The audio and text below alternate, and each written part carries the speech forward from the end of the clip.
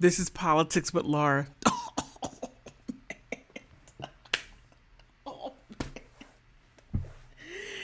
If Fanny were a fly on the wall in the courtroom, oh, oh, oh, she would have fell. I have to say, her plan is falling apart. It is being ripped apart bit by bit. I have to say, even though the Ashley Merchant drives me crazy with her, how can I say, with her asking the same question and getting it wrong over and over and over. I was like, she was throwing bricks, but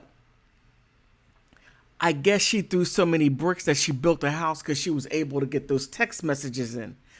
But it wasn't not until the Judge McAfee, went in and he did, what is it called? A microscope, whatever it was, over the evidence.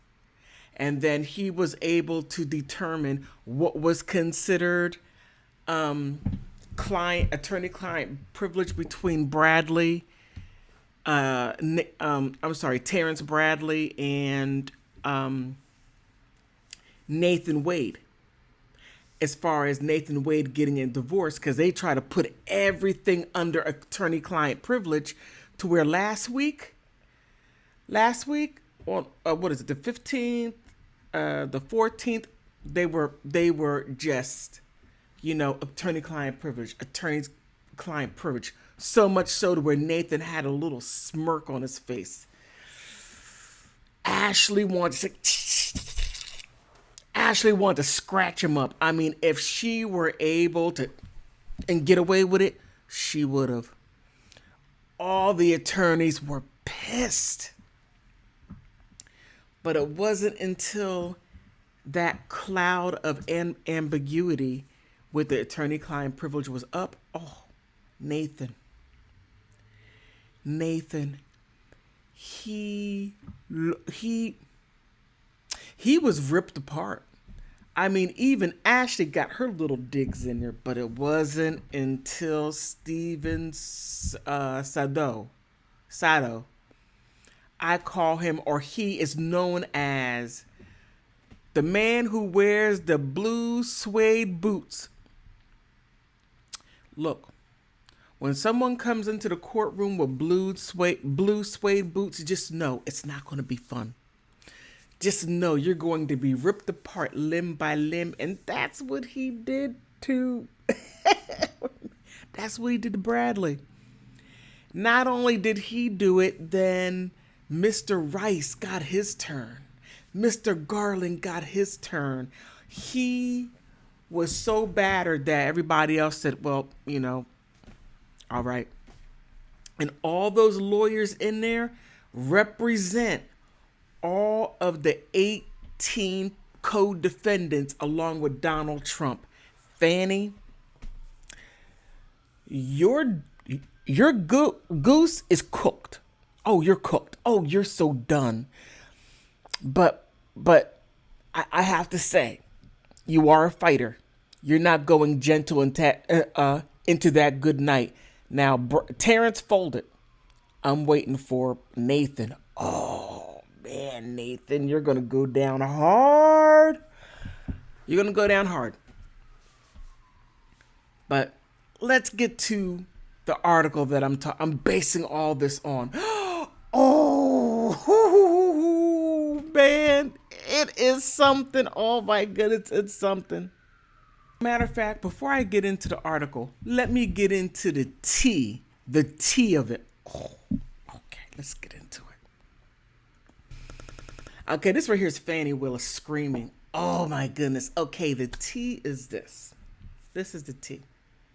Last week, when Steven Sado questioned, what's his name? Terrence, questioned Nathan, then questioned Fanny about them being together. How many times? Well, he applied to get Nathan's cell phone data. And he got it in maybe a day or two before they testified. And then he asked them a question saying, "Are you sure?" Now, somebody wearing blue suede shoes saying, "Are you sure?" I would already, something in my mind would already say, he knows something. I think I better admit to anything now. Because if I'm up here lying and he really has something, because he seems very sure, very certain by saying, "Are you sure, Fanny? Are you sure it was only one time? Are you sure he never been to your home down, what's her name, Yardley's home that you took over the lease? Are you sure he was never there?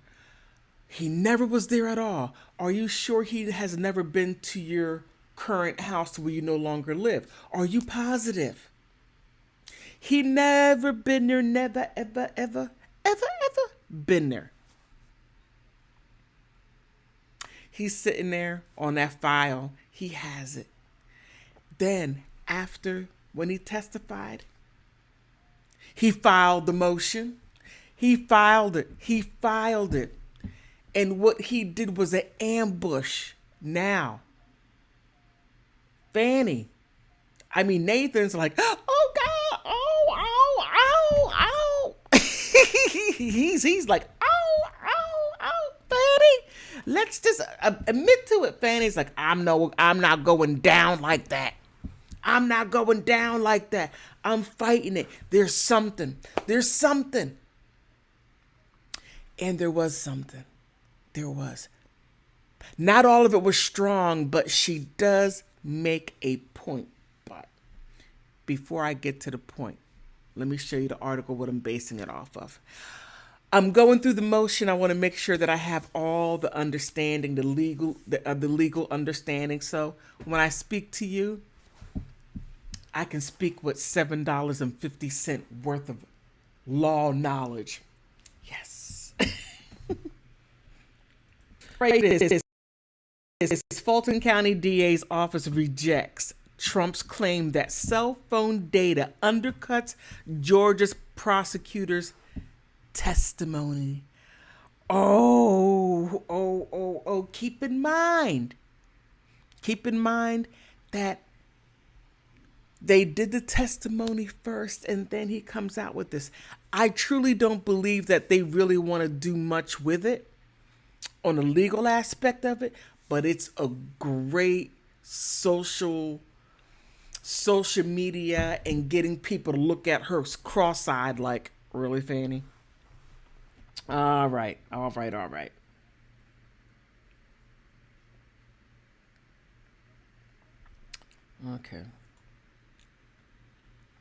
Okay, here it says lawyers representing the Fulton County District Attorney's Office are forcefully pushing back on allegations from the former president Donald Trump and his co-defendants that cell phone data suggests that the relationship between Fulton County District Attorney Fani Willis and her top prosecutor in the Georgia election subversive case started prior to the time they both testified to last week, according to the court filing Friday evening. Oh my goodness. Right there it is. Friday evening. Big time. The DA's office. Okay, wait a minute. The DA's office responding to the early motion filing to Trump's lead attorney in the Georgia case said that the cited phone records do not prove anything relevant and should not be considered as evidence in the process of deciding whether Willis should be disqualified. The records. Oh, it goes on.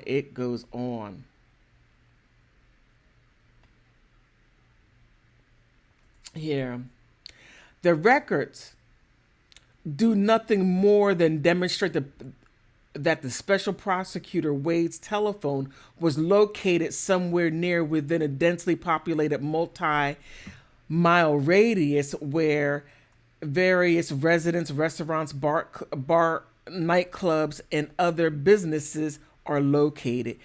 The prosecutor wrote in a Friday night filing that the records do not prove in any way the content of the communication between the special prosecutor Wade and District Attorney Willis, that they do not prove the prosecutor Wade was ever at any particular location or address.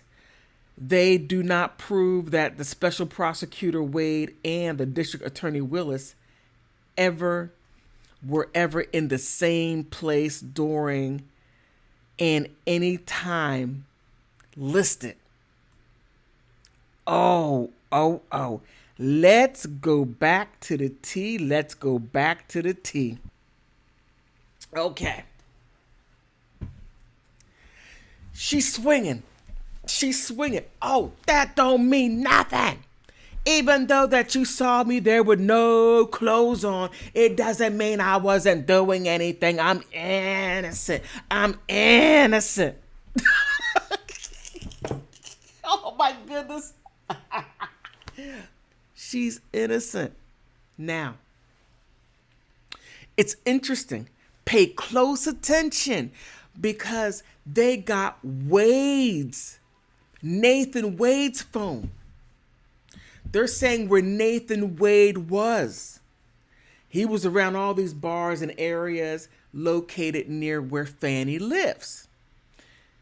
But let's go back to the article and let's come back to the T. Oh my goodness.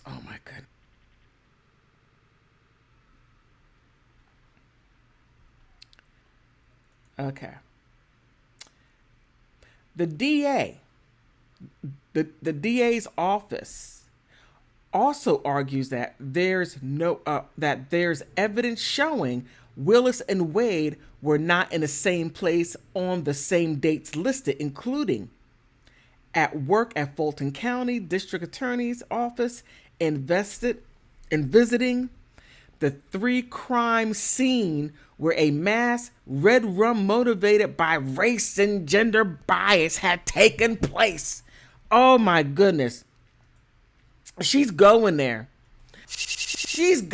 No. Let me go to this one over here. Oh, no. No.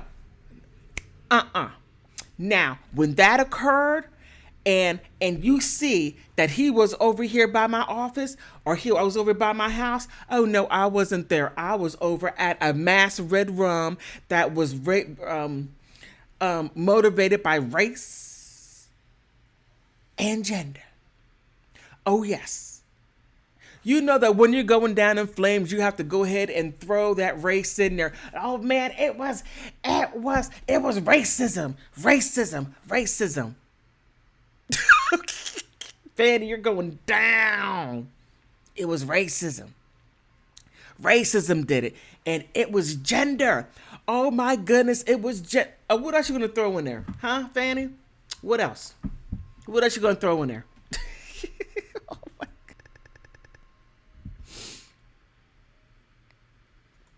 God. Okay.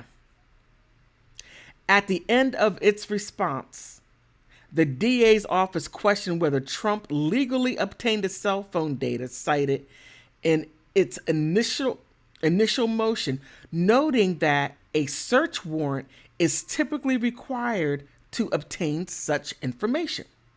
Early Friday, Trump's attorney Stephen Sado filed a motion alleging that the cell phone data obtained by a private investigator showed Wade made several visits, including some late night to an area where Fani lived in 2021, well before they say their romance or the romantic relationship began. Oh man. Okay, let me move up this a little bit.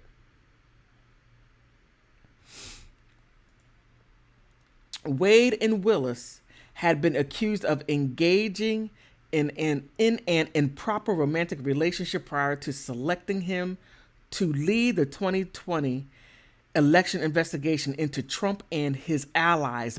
Both Wade and Willis testified at the hearing last week on whether Willis and her office should be disqualified from the case that they began their relationship in early 2022 after they were appointed special prosecutor. Friday's filing from Sadow, including an affidavit from a criminal defense investigator who said he relied on a cell phone information from Wade's cell phone over Wade and cell tower data. Oh my goodness. Oh, it gets better. It gets better. All right. The investigator, Charles Middlestat, said he generated a report that isolated all interference, including calls and text messages between Wade and Willis. That report revealed over 2,000 voice calls and just under 12,000 interaction exchanges over 11-month period in 2021. He said in a revised filing, Trump's attorney submitted a new filing Friday afternoon to clarify the types of exchanges between Wade and Willis. Okay. All right, let's get back to the tea part. We both know. We all know. Over 2,000 calls. Okay, number one, women will do that. Women will make several calls in one day. Girl, really? Girl. Yeah, men don't do that, especially with a woman. If he's making over 2,000 calls within a year's time and he's not getting if it's not leading up to that, he ain't going to do that. No man is not going to spend over 12,000 means of communication, text, emojis, whatever it is. He's not going to do that if he's not going to get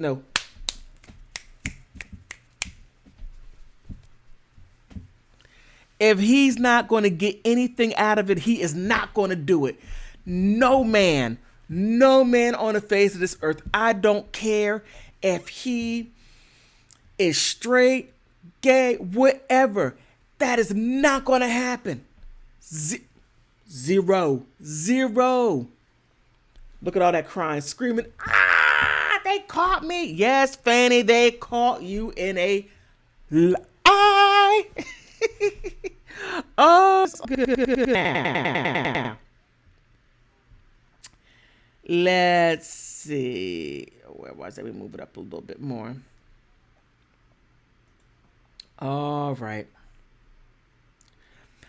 Middlestat said in a conversation or in a conservative analysis shows a minimum of 35 occasions when Wade's phone was in close proximity to an extended period of time to the address of the condo where Willis stayed.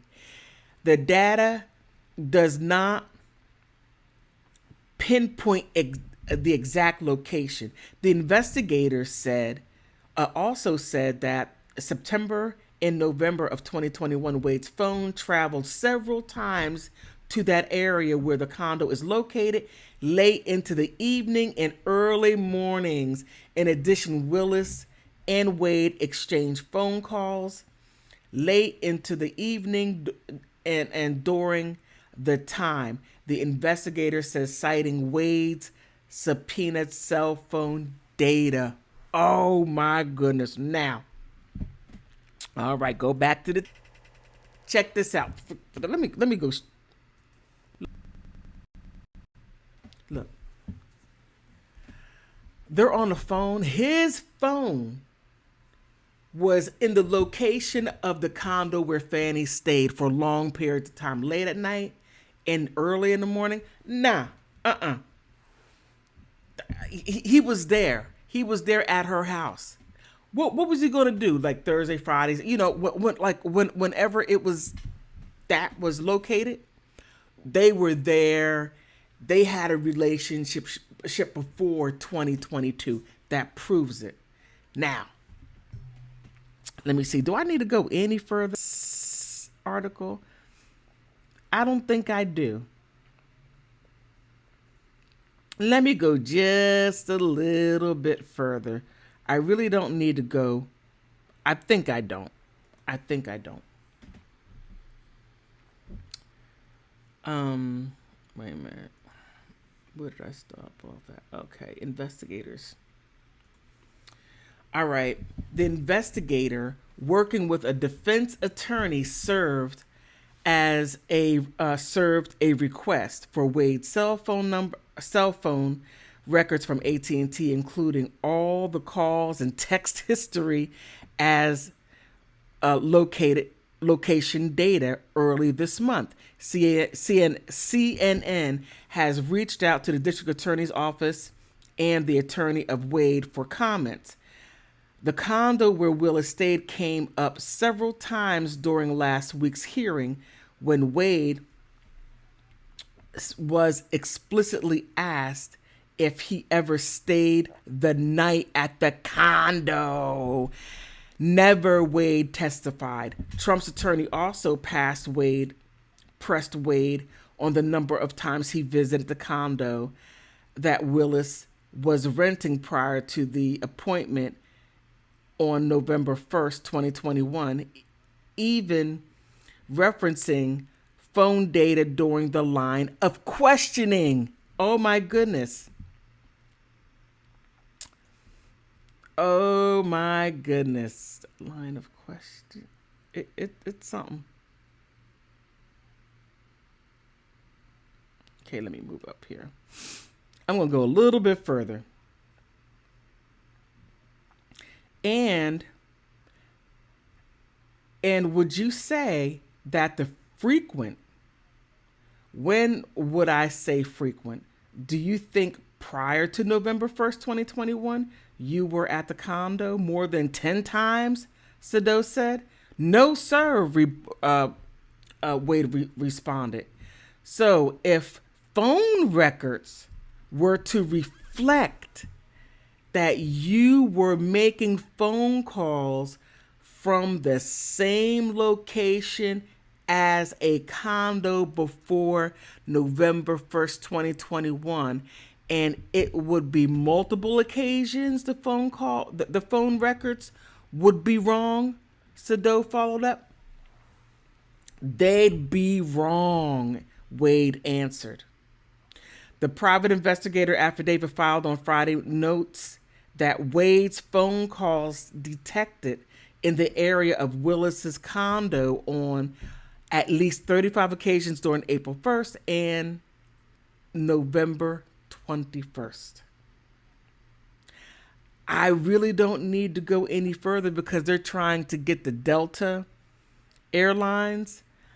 They're trying to get that info. Oh.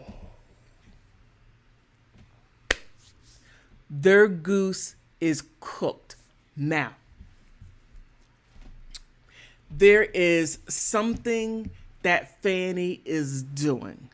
Fani is saying, wait a minute, hold up. You can't spring this on us. This right here is not a shotgun type of thing. We don't do that here. What you have to do is you have to give us 14 days notice for us to look over it. Then you got to give us 7 days to respond within that, which is true. That right there is a Georgia law, a Fulton County law. They didn't do that. So they got something there. Now, I'm going to leave it right there because I'm trying to work through. She has so many different points.